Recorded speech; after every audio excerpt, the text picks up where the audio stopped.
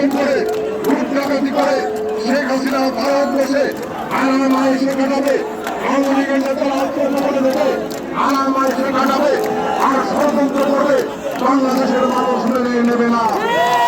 শেখ হাসিনা রাজনৈতিক নেতা না, শেখ হাসিনা কোনো হত্যাকারী।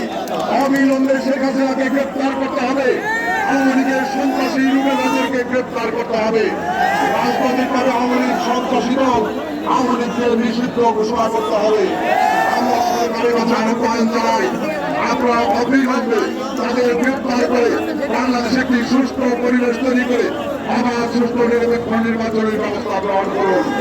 আমরা জনগণের ভোটাধিকার প্রতিষ্ঠার সংগ্রাম 17 বছর করছি, নির্বাচন পর্যন্ত আমরা রাজপথে থেকে এই সংগ্রাম শান্তিপূর্ণভাবে বাংলাদেশের মানুষকে নিয়ে চালিয়ে যাব। আমাদের নেতা তারেক রহমানের নেতৃত্বে আপনাদের সকলকে সেই উদাত্ত আহ্বান জানিয়ে বিশাল নেতা কর্মীর উপস্থিতি আমরা মেবাড়ি কমিটির পক্ষ থেকে, ময়মনসিংহের বিভাগের পক্ষ থেকে, জামালপুর থেকে যে সমস্ত নেতা কর্মী এবং অন্যান্য জেলা থেকে সকলকে সংগ্রামী শুভেচ্ছা জানিয়ে আমার বক্তব্য শেষ করছি।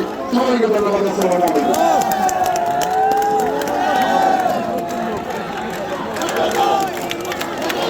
আমরা দেখতে পাচ্ছি বিএনপির একটি মিছিল এসেছে। আমরা অভিনন্দন জানাই।